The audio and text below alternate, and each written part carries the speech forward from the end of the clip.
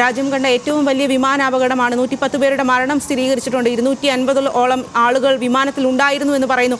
ഇനിയും അറിയേണ്ടത് എങ്ങനെയാണ് ഈ ഒരു എഞ്ചിൻ തകരാർ മൂലമാണ് അപകടം സംഭവിച്ചത് എന്നുള്ളതാണ് പ്രാഥമിക വിവരം. എന്നാൽ എങ്ങനെയാണ് ശരിക്കും ഈ ഒരു അപകടം സംഭവിച്ചത്? മറ്റൊന്ന്, പ്രദേശവാസികൾക്ക് എത്രമാത്രം വലിയ അപകടമാണ്, അതിൻ്റെ ആ അപകടത്തിൻ്റെ വ്യാപ്തിയെക്കുറിച്ച് ഇപ്പോൾ ഒന്നും തന്നെ പുറത്തേക്ക് വന്നിട്ടില്ല. അത്തരം കാര്യങ്ങളൊക്കെ ഇനി അറിയേണ്ടതില്ലേ?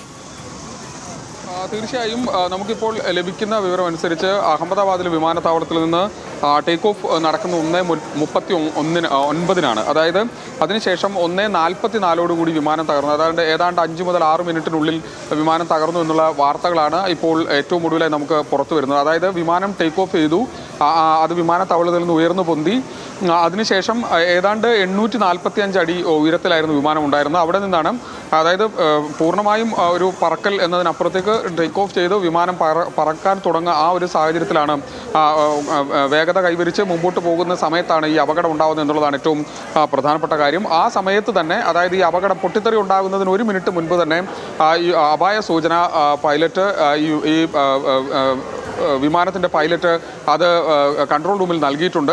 അങ്ങനെയാണ് ഈ അപകടം ഉണ്ടാകുന്നത്. അതിന് തൊട്ടു പിന്നാലെ തന്നെ വിമാനം താഴേക്ക് പോകുന്നത് ദൃശ്യങ്ങളിൽ തന്നെ കാണാം. അവിടെ വെച്ച് അത് പൊട്ടിത്തെറിക്കുന്നതാണ്. പിന്നീട് മുകളിലേക്ക് ഉയർന്നു പോകുന്നത് വിമാനം താഴേക്ക് പോവുകയും അവിടെ വെച്ച് പൊട്ടിത്തെറിക്കുകയും ചെയ്യുന്നതാണ് പിന്നീട് നമ്മൾ ദൃശ്യങ്ങളിൽ കാണുന്നത്. അത്തരത്തിലാണ് ഈ അപകടം ഉണ്ടായിരിക്കുന്നത്.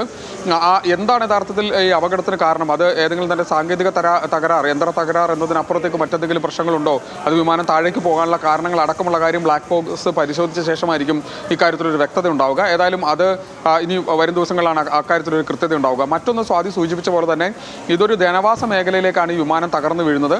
സ്വാഭാവികമായും അതിൻ്റെ ഈ വിമാനത്തിൻ്റെ ഒരു ഭാഗം ഒരു കെട്ടിടത്തിന് മുകളിൽ ഇരിക്കുന്ന അടക്കം നമുക്ക് ദൃശ്യങ്ങളിൽ കാണാൻ കഴിയും. അങ്ങനെ ഒരു ജനവാസ മേഖലയിലുള്ള ആളുകൾക്ക് കൂടി പരിക്കുണ്ടാവുന്ന തരത്തിലേക്ക് അവർക്ക് കൂടി ഈ അപകടത്തിൽ പ്രശ്നങ്ങളുണ്ടാകുന്ന തരത്തിലാണ് ഇപ്പോൾ വാർത്തകൾ പുറത്തു വരുന്നത്. അവരെല്ലാം തന്നെ ആശുപത്രിയിൽ പ്രവേശിപ്പിച്ചിട്ടുണ്ട്. അക്കാര്യങ്ങൾ കൂടി ഇപ്പോൾ പുറത്തു വരുന്നുണ്ട്. അവരെ ഈ പരിക്കേറ്റ ആളുകളെ മുഴുവൻ പൂർണ്ണമായും ആശുപത്രിയിലേക്ക് മാറ്റാൻ കഴിഞ്ഞിട്ടുണ്ട് എന്നുള്ളതാണ്. ഈ അപകടം ഉണ്ടായ സമയത്ത് തന്നെ പൂർണ്ണമായും അവിടെ വിമാനത്താവളത്തു നിന്നും പരിസരത്തുമുള്ള ഫയർ എഞ്ചിനുകൾ എത്തി അത് പൂർണ്ണമായും തീയണയ്ക്കാനുള്ള ശ്രമം നടത്തുകയും വലിയ പുക ഉയരുകയും ആ സമയത്ത് രക്ഷാപ്രവർത്തനം എന്നത് വലിയ ദുഷ്കരമായ ഒരു സാഹചര്യമായിരുന്നു. അതായത് ഒരു വിമാനം ടേക്ക് ഓഫ് ചെയ്യുന്നു, അതിനകത്ത് പൂർണ്ണമായും ഇന്ധനം നിറച്ച ഒരു വിമാനമാണ്. ആ ഇന്ധനം കത്തിത്തീരുന്നത് വരെ, അല്ലെങ്കിൽ അത്രത്തോളം രൂക്ഷമായ തരത്തിൽ ഈ വിമാനത്തിൻ്റെ അപകടത്തിൻ്റെ വ്യാപ്തി അത്രത്തോളം വലുതായിരുന്നു എന്നുള്ളതാണ്. അതിനുശേഷമാണ് ഈ രക്ഷാപ്രവർത്തനം എന്ന നിലക്ക് ഈ പൂർണ്ണമായും തീയണയ്ക്കുകയും അതിനടുത്തേക്ക് എത്തുകയും ആളുകളെ അവിടെ നിന്ന് കണ്ടെത്തുകയും പുറത്തേക്ക് എടുക്കാനൊക്കെ കഴിഞ്ഞിരിക്കുന്നത്. ഒരു തീഗോളം എന്ന നിലക്ക് തന്നെ വിമാനം പൂർണ്ണമായും കത്തിയാൻ വരികയായിരുന്നു. അതുകൊണ്ട് തന്നെ നിരവധി ആളുകൾക്ക് പൊള്ളലേൽക്കാനുള്ള സാധ്യത വളരെ കൂടുതലാണ്.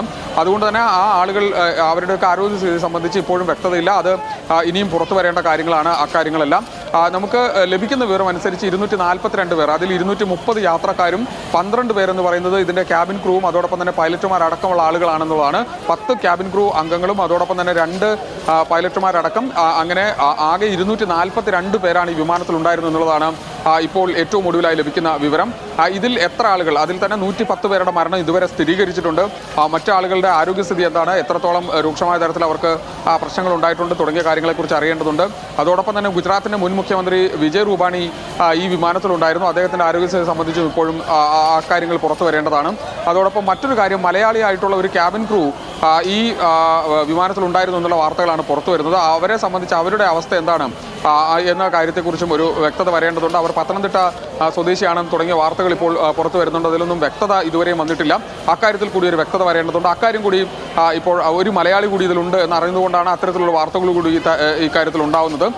ഇനിയിപ്പോൾ രക്ഷാപ്രവർത്തനം അതിൻ്റെ അന്തിമഘട്ടത്തിലാണ്. പൂർണ്ണമായ ആളുകൾ ആശുപത്രിയിലേക്ക് മാറ്റുകയും അതോടൊപ്പം തന്നെ ബ്ലാക്ക് ബോക്സ് അടക്കം എടുക്കുകയും ഒപ്പം തന്നെ പരിക്കേറ്റവരെ ചികിത്സ നൽകുക തുടങ്ങിയ കാര്യങ്ങളാണ് ഇപ്പോൾ നടന്നുകൊണ്ടിരിക്കുന്നത് എന്നുള്ളതാണ് നമുക്ക് മനസ്സിലാക്കാൻ കഴിയുന്നത്. അതിനുശേഷമായിരിക്കും എന്താണ് അപകടത്തിന് കാരണമെന്ന് സംബന്ധിച്ചൊരു വ്യക്തത ഉണ്ടാവുകയുള്ളൂ. മറ്റൊന്ന്, ഇപ്പോൾ ഒരു ദേശീയ ദുരന്തം എന്ന നിലയ്ക്ക് തന്നെ, അല്ലെങ്കിൽ ഒരു വലിയ ദുരന്തം എന്ന നിലയ്ക്ക് തന്നെ ഇതിനെ കാണേണ്ടി വരും. ഒരുപക്ഷെ ഇന്ത്യയിലെ ഏറ്റവും വലിയ ദുരന്തമെന്ന് നമുക്കിതിനെ വിശേഷിപ്പിക്കാൻ കഴിയില്ല. ഇതിനും അധികം ആളുകൾ മരിച്ച ദുരന്തം ഇതിനു മുൻപ് ഉണ്ടായിട്ടുണ്ട്. 1996 ഹരിയാനയിൽ 2 വിമാനങ്ങൾ തമ്മിൽ കൂട്ടിയിടിച്ച് വലിയ തരത്തിലുള്ള അപകടം ഉണ്ടായിട്ടുണ്ട്. അന്ന് ഏതാണ്ട് 349 പേർ കൊല്ലപ്പെട്ടിട്ടുണ്ട്.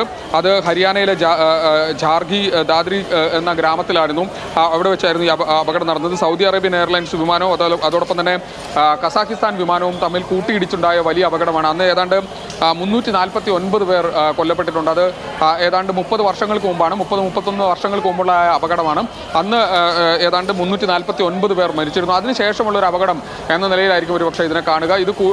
ഇത് തന്നെ പൂർണ്ണമായും കത്തിയമർന്ന തരത്തിലേക്ക് ഒരു വിമാനം കത്തിയമർന്നു പോകുന്നത് ഒരു പക്ഷേ ആദ്യമായിരിക്കും, ഇന്ത്യയിൽ ആദ്യമായിരിക്കും. ആ തരത്തിലുള്ള ഒരു അപകടം എന്ന നിലയ്ക്ക് കൂടി ഇതിനെ കാണേണ്ടി വരും. അതുകൊണ്ട് തന്നെ ഇതിൻ്റെ വ്യാപ്തി എത്രത്തോളം ഉണ്ട് എന്നത് സംബന്ധിച്ച്, അല്ലെങ്കിൽ ഈ ആളുകളുടെ മരണസംഖ്യ വരുന്നതാണ് വലിയ തരത്തിൽ ആശങ്ക ഉണ്ടാക്കുന്നത്. എത്ര പേർ മരിച്ചു എന്നത് സംബന്ധിച്ച് ഇപ്പോഴും ഒരു വ്യക്തതയില്ലാത്തൊരു സാഹചര്യമുണ്ട്. നിലവിലെ സാഹചര്യത്തിൽ 110 പേർ മരിച്ചു എന്നുള്ള വാർത്തകൾ പുറത്തു വരുന്നു എന്നുള്ളതാണ് ഈ ഘട്ടത്തിൽ നമുക്ക് മനസ്സിലാക്കാൻ കഴിയുന്നത്. ഏതായാലും ഇപ്പോഴും രക്ഷാപ്രവർത്തനം തുടർന്നുകൊണ്ടിരിക്കുകയാണ്. ആളുകളെ പൂർണ്ണമായി അവിടെ നിന്ന് മാറ്റുകയാണ്. അതോടൊപ്പം തന്നെ പരിസര പ്രദേശത്ത്, അതായത് ഒരു ജനവാസ മേഖലയാണ് നമ്മൾ നേരത്തെ സൂചിപ്പിച്ചുകൊണ്ട് തന്നെ ആ പരിസരത്തുള്ള ആളുകളെല്ലാം പൂർണ്ണമായി മാറ്റി അവിടെ പരിക്കേറ്റ ആളുകൾക്ക് ചികിത്സ നൽകുകയും ഒപ്പം തന്നെ ഇനിയൊരു പൊട്ടിത്തെറി അല്ലെങ്കിൽ അത്തരത്തിൽ ഉണ്ടാവാതിരിക്കാനുള്ള പൂർണ്ണമായും തീ അണയ്ക്കുകയും മറ്റുമുള്ള കാര്യങ്ങളാണ് ഇപ്പോൾ ചെയ്തുകൊണ്ടിരിക്കുന്നത്.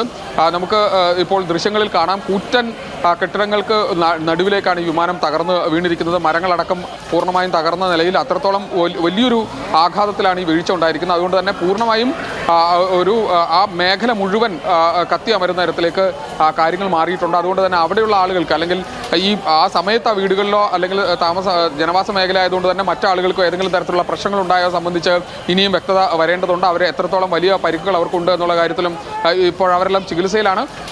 ആ തരത്തിലുള്ള കാര്യങ്ങൾ കൂടി അറിയേണ്ടതുണ്ട്. ഏതായാലും കേന്ദ്ര സർക്കാരിനെ സംബന്ധിച്ചിടത്തോളം ഒരു ദ്രുതഗതിയിലുള്ള നടപടികൾ ഉണ്ടാകുന്നുണ്ട്. പ്രത്യേകിച്ച് ഈ ഏവിയേഷൻ മന്ത്രാലയത്തിൻ്റെ ഭാഗത്തുനിന്ന്, സിവിൽ ഏവിയേഷൻ മന്ത്രാലയത്തിൻ്റെ ഭാഗത്തുനിന്ന് തുടർ നടപടി വേഗത്തിലുണ്ടായി. കേന്ദ്ര ആഭ്യന്തരമന്ത്രി അമിത്ഷാ അടക്കമുള്ള പ്രധാനപ്പെട്ട മന്ത്രിമാരെല്ലാം ഇപ്പോൾ അഹമ്മദാബാദിലേക്ക് തിരിച്ചിട്ടുണ്ട്.